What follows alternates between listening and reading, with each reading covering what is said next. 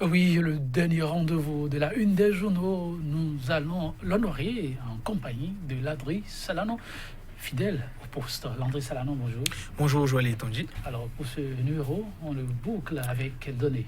Vous savez, on est à quelques heures de la fin de l'année 2019. Évidemment, depuis quelques jours sur le terrain, vous avez des dons qui se font à tel ou tel organisme, que ce soit donc les enfants aux cheveux desquels supportent des associations.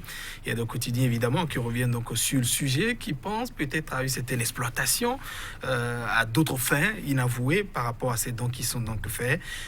On reviendra évidemment sur, disons, ce journal qui en parle, sans oublier aussi ce bilan que projette déjà aussi un autre quotidien ou bien d'autres quotidiens.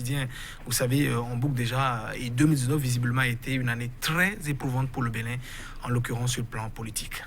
Ok, on va donc y aller sous la coupe de bilan et on démarre avec quel quotidien? Nous démarrons avec Matin Libre qui nous parle de don de vivre en période de fête. La misère des populations exploitées à des fins électoralistes, c'est ce que nous dit donc le journal. Une autre information, un militaire tué à Bomé-Calavi, c'était donc passé il y a quelques jours. La police arrête le présumé assassin. C'est une autre information donc que nous apporte le quotidien Matin Libre.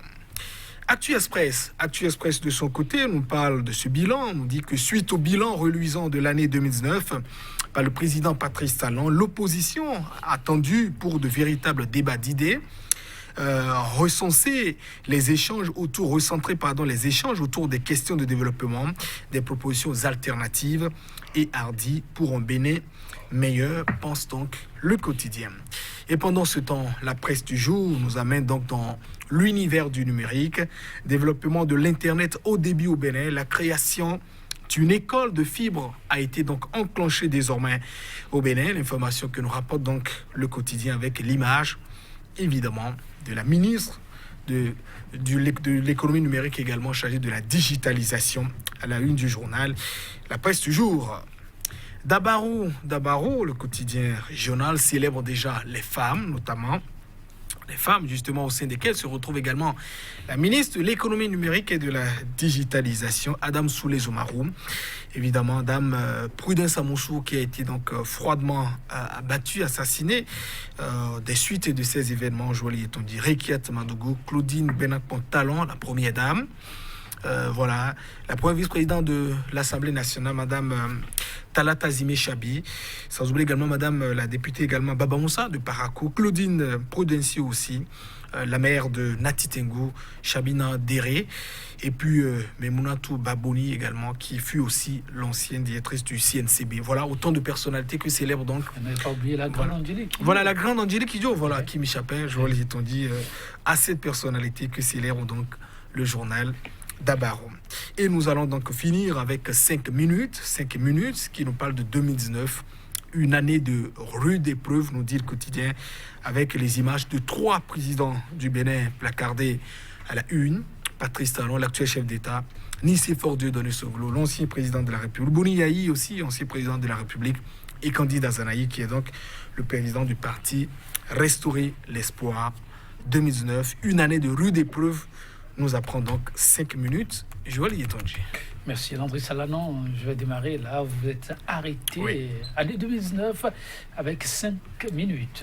Oui, 2019, une année de rude épreuve, nous dit donc le journal. On sait évidemment que si au cours des années précédentes, nous avons quand même connu certaines accalmies, 2019 a été une année éprouvante, Joël Yetonji, en l'occurrence d'abord sur le plan politique. Et d'ailleurs, l'événement qui est le plus évoqué et qu'on voit dans le viseur, ce sont les législatives exclusives, il faut donc le rappeler, de 2019, où on a eu que uniquement 2 partis, tous soutenant les actions du chef de l'État, qui n'ont eu donc le droit de prendre part à ces législatives. On connaît les violences qui ont donc suivi, 1er de mai, notamment à Kadjeon, avec assignation à résidence forcée de fait de Bounéaï. 52 jours, il passera. Quelques jours encore dans les régions de Save ou bien de Tchaourou aussi, d'autres événements avec les chasseurs, voilà, des tueries qui ont eu des lieux. Voilà, Amnesty évoque un bilan de 4 chiffres, même si du côté de l'opposition, de la résistance, on évoque le chiffre de 7 voire une dizaine de personnes qui sont donc décédées dans ces violences, en attendant évidemment que des preuves probantes soient donc apportées. Ce qui est sûr, nous avons eu des compatriotes qui ont perdu la vie. Et c'est quand même un événement rarissime quand on fait le bilan, parce que depuis quand même nos 1990 au moins, où nous avons commencé cet apprentissage de la démocratie, le renouveau démocratique, on n'a jamais connu une situation. Donc 30 années après qu'on repart dans cela, l'explication qu'on y donne d'ailleurs, c'est que les Béninois sont évidemment attachés à la démocratie, notamment aux élections, et que les élections en principe sont des éléments de fait, et que le Béninois, en l'occurrence le citoyen, n'autorise pas qu'on puisse quand même l'empêcher de pouvoir s'exprimer. Nous avons peut-être un peuple qui est donc indolent, comme je le dis, très silencieux. Vous savez, qui dit, quel que soit ce que vous dites, dit quand même que j'ai au-delà de tout un droit pour pouvoir vous sanctionner. Et c'est d'ailleurs la culture qu'on nous a inculquée depuis 1990. Donc, on arrivait donc à exclure le Béninois, empêcher le citoyen de s'exprimer. Voilà ce à quoi on peut donc évidemment s'attendre. Voilà. Pour la suite, il y a eu également ce dialogue politique qui a été donc organisé, alors qu'on croyait que c'était l'occasion de colmater les brèches, d'aller aussi à une union. Patati patata, on est sorti également de loi. C'est une loi d'amnistie qui a permis de sortir certains Béninois également de la prison. Mais voilà, constitution révisée, nous disent donc les experts, ont dit oui, ce sont les débouchés du dialogue.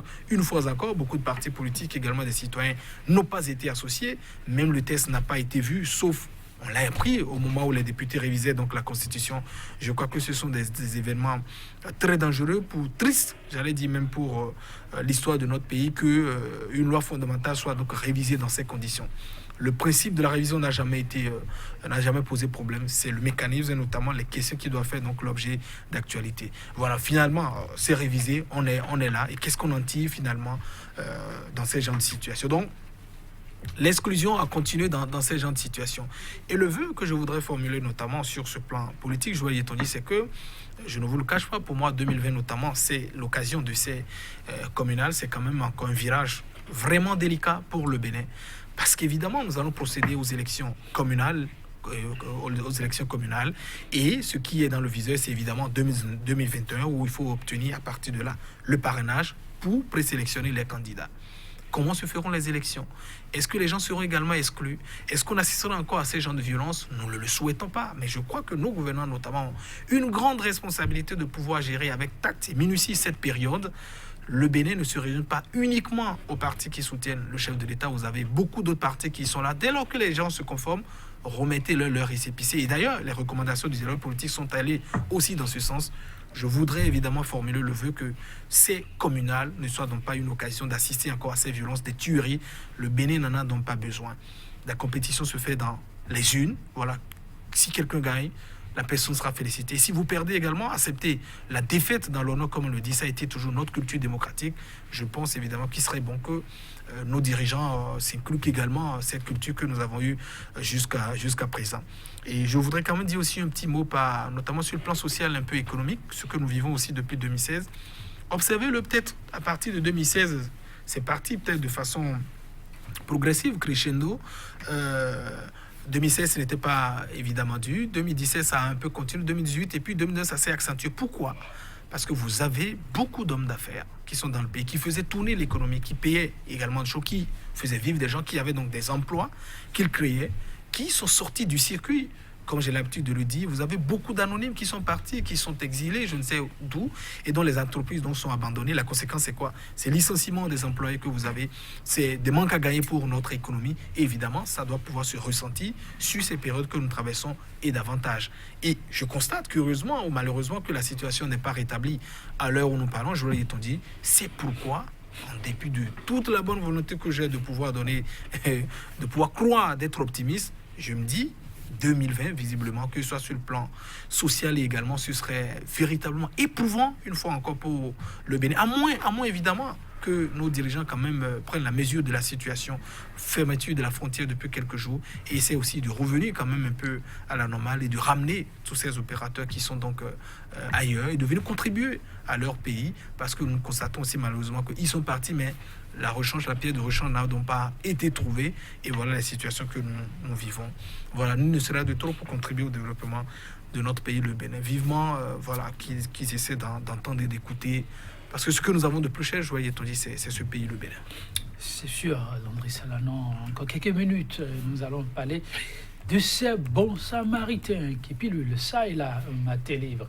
Oui, la misère des populations exploitées à des fins électoralistes, dont de vivre en période de fête. Le constat était souvent, quand on a une échéance en vue, voilà, pour les périodes de fin d'année, tout le monde devient du coup bon samaritain. Il faut quand même rappeler que certains ont l'habitude, déjà, c'était la routine qui se faisait, qui le font de façon classique et forcément, qui n'espèrent pas des prébendes politiques, mais il faut également reconnaître que c'est la période aussi bien choisie pour telle association, de pouvoir faire tel homme politique, de pouvoir faire des danses, de dire nous venons au chevet de telle ou telle association, mais profiter également pour se faire connaître et le faire. Je crois que le journal a totalement raison, c'est que ce soit donc des sacs de riz, des bidons d'huile, des enveloppes que l'on fait en ces périodes, ce n'est pas forcément, j'allais dépourvu de tout intérêt. Il y en a souvent. Et ce que nous constatons en République du Bénin, c'est que quand vous avez notamment des échéances qui doivent être abordées l'année suivante, ça s'accentue davantage voilà, au cours des mois qui précèdent. Je vois l'étude. Même s'il faut également remarquer que voilà, ce que nous observons, l'engouement n'est pas forcément le même par rapport à cette période de fin d'année. Merci Landry Salanon et tous mes meilleurs vœux à vous.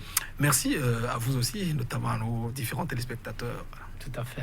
Et on se dit à l'année prochaine. Au revoir.